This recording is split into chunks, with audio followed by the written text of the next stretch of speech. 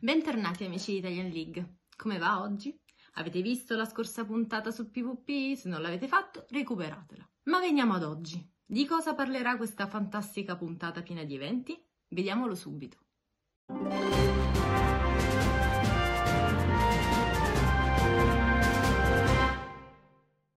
Nella puntata in corso vi parlerò di tutti gli eventi di maggio, vi parlerò dell'evento X, che sarà esattamente il primo, poi vi parlerò del Community Day di Swablu del 15, vi darò piccole informazioni che già abbiamo sul GoFest di luglio, alla fine, come sempre, oltre al nostro contest del verso, super aspettato, parlerò di Whimsicott nel PvP.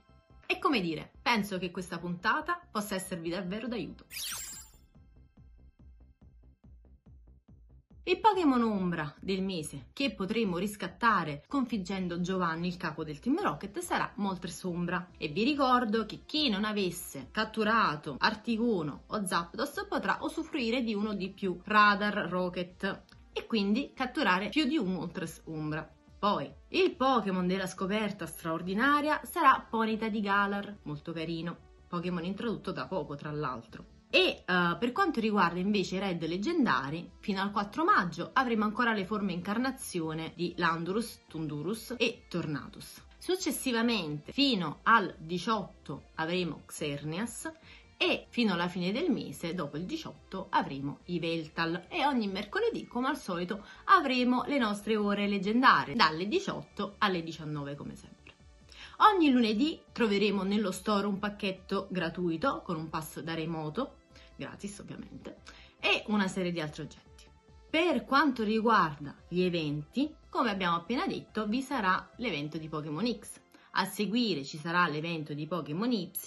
Per quanto riguarda invece le ore in primo piano del martedì, sempre dalle 18 alle 19, la prima di domani sarà quella di Cottony. Il bonus sarà esattamente doppie caramelle da cattura. Seguirà il martedì successivo Dratini con doppie caramelle da trasferimento, poi vi sarà Rattata di Alola con doppia esperienza da evoluzione e infine Meryl. Molto importante questo soprattutto per chi fa PvP, poiché il carinissimo Azumarill è un ottimo Pokémon da utilizzare in Lega Mega, quindi fate scorta di caramelle XL, fate scorta di Meryl da scambiare e il bonus sarà esattamente doppia polvere da cattura.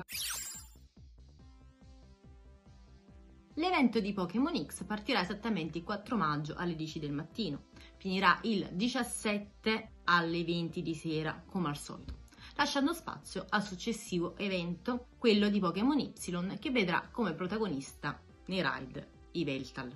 Invece il protagonista di questo evento sarà Xerneas, il Pokémon folletto.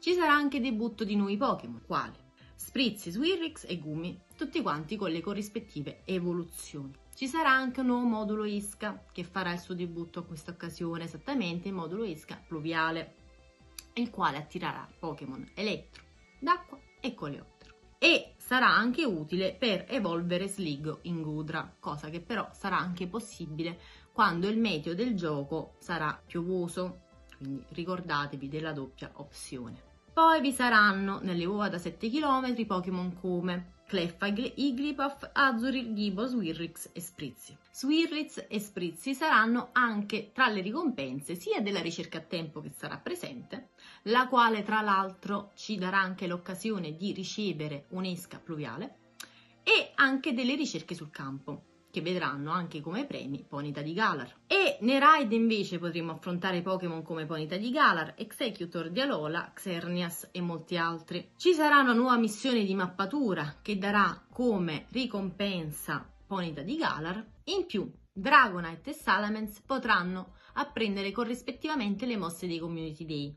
quindi Oltraggio per Salamence e Dragobolide per Dragonite. Sarà possibile farlo sia tramite evoluzione oppure tramite MT caricata nel caso in cui abbiate già dei buoni Pokémon ma con le mosse sbagliate. Consiglio: Dragonite lasciateli con Oltraggio, con Dracartigli, con Tifone, con qualsiasi mossa l'abbiate, ma non gli insegnate mai Dragobolide se non per collezione. Mentre Salamence è una cosa carina, insomma, insegnargli Oltraggio, quindi magari potete prenderla in considerazione come cosa.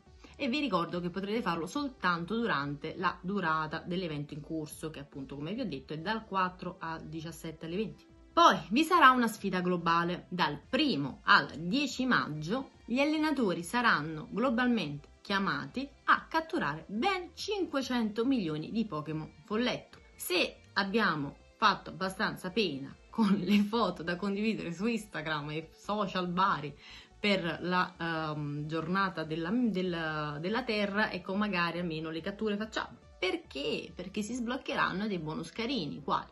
Ovviamente, insomma, dall'11 ipoteticamente fino al 17. Allora, innanzitutto vi sarà in tal caso il debutto di Ponyta di Galar Shiny. Poi avremo i punti triplicati da cattura per chi deve raggiungere il livello 50 e un ottimo espediente.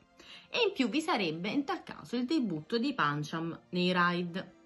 Per cui, insomma, una serie di cose carine. Adesso invece andiamo a parlare un pochino di Xerneas. Vediamo innanzitutto che il Pokémon ha ricevuto un nerf su quelle che sono le sue statistiche di base e anche dei PL in cui l'avremmo trovato nei raid. Ricordiamo che è un Pokémon folletto, di conseguenza sarà debole ovviamente ai Pokémon di tipo veleno e acciaio. Tra i Pokémon dunque consigliati da utilizzare nei raid avremo certamente Metagross.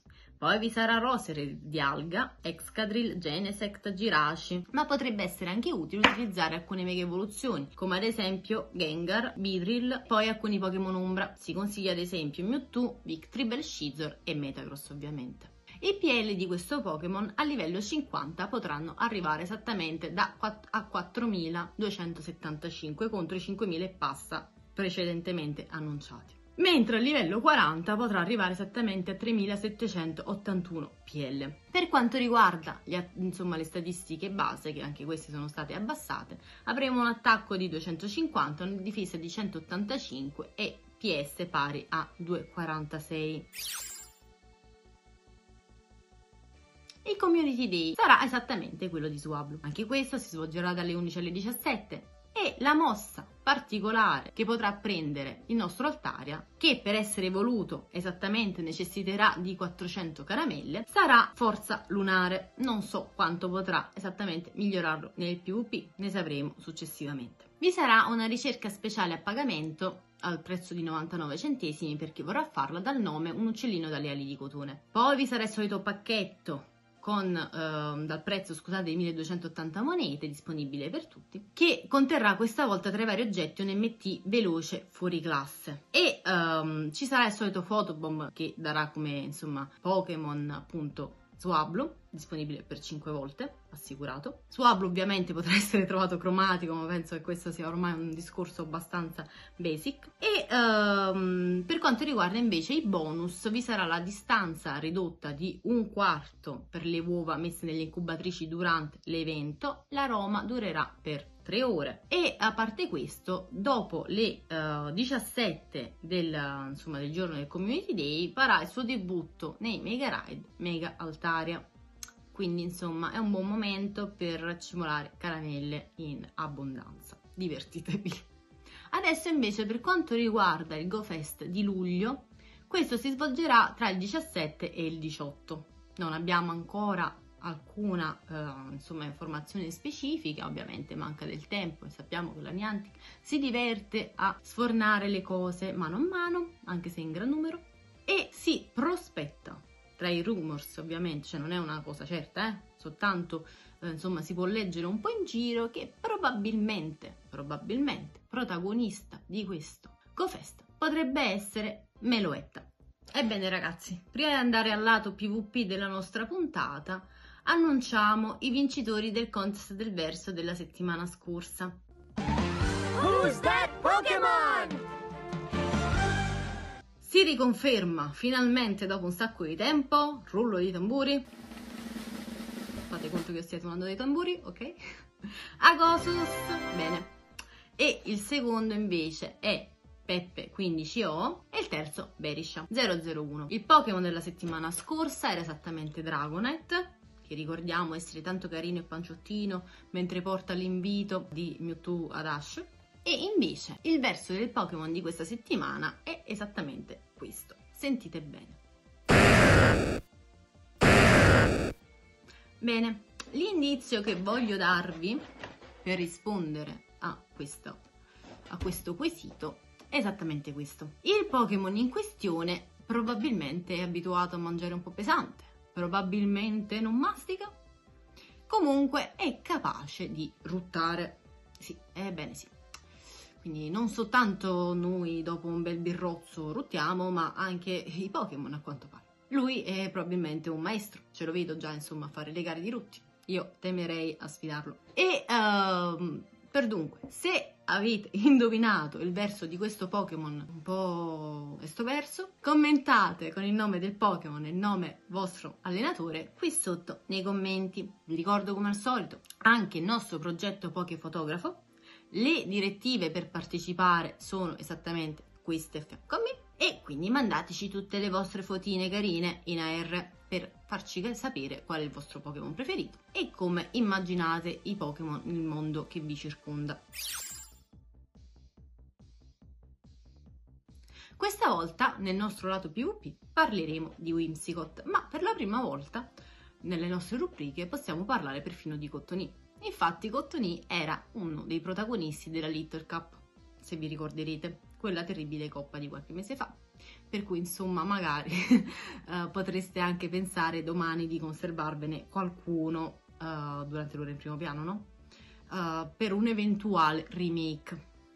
Ora invece, per quanto riguarda Whimsicott, è un Pokémon che si utilizza essenzialmente in Lega Mega. Si potrebbe vagamente, ma sconsigliato, utilizzarlo anche in Lega Ultra e qui l'IB ovviamente sarebbe il 100, quindi un 15-15-15 da portare poi a livello 50-51, tuttavia non regge un po' il tiro con l'ambiente in cui si troverebbe. Per quanto riguarda la Lega Mega, questo invece richiede un rank 1 che sarà esattamente di B0-14-15. È uno, diciamo, dei migliori Charmer che ci sono in giro, ma può essere utilizzato anche con la mossa veloce Razor Leaf. Mentre le caricate di cui dispone sono esattamente l'Acerboso e Forza Lunare, che sono preferite rispetto ad Hurricane poiché hanno la Stab. Infatti è un Pokémon che è esattamente erba folletto. Per quanto riguarda la formazione di una squadra, essendo un Pokémon debole a fuoco, veleno, acciaio e volante, tra l'altro veleno per 4 addirittura, giustamente essendo un'erba folletto, bisognerà essenzialmente piazzarlo con qualcosina che riesca a gestire queste debolezze. Per cui lo si potrebbe piazzare con un Bastion, con un Swampert, o ancora con un Pokémon di tipo lotta o normale, essendo che lui essenzialmente i lotta li batte grazie alla mossa folletto nel caso in cui decidiate di utilizzarlo in questa maniera. Vi ricordo comunque che è un Pokémon abbastanza sensibile, quindi insomma dalla mia personale esperienza magari converrebbe tirarlo in campo sempre in presenza di uno scudo magari, anche perché ovviamente a caricare le mosse ci mette abbastanza. Detto ciò, abbiamo anche concluso questo lato PvP molto breve e intenso. Quindi vi ricordo domani per l'ennesima volta fatevi caramelle Cottonee che potrebbero esservi utili. Concludo quindi questa rubrica salutandovi e vi ricordo ancora, vedete la scorsa puntata su PvP che è tanto utile, tra l'altro da quest'oggi in futuro. Abbiamo anche implementato le capacità del canale YouTube inserendo la possibilità di vedere le puntate in inglese, o meglio insomma con i sottotitoli in inglese, quindi insomma ci stiamo aprendo al mondo Italian League internazionale. Vi ricordo anche come al solito di seguire il canale Telegram di Italian League per riguardare tutte le news di cui ho parlato e le future, poi ancora di iscrivervi ai gruppi vari e di utilizzare i vari servizi del bot di Italian League. Ancora di mettere mi piace o seguire, come si voglia dire, le pagine di Instagram e di Facebook di Italian League. E detto ciò, vi saluto con un bacio. Ciao ragazzi, alla prossima!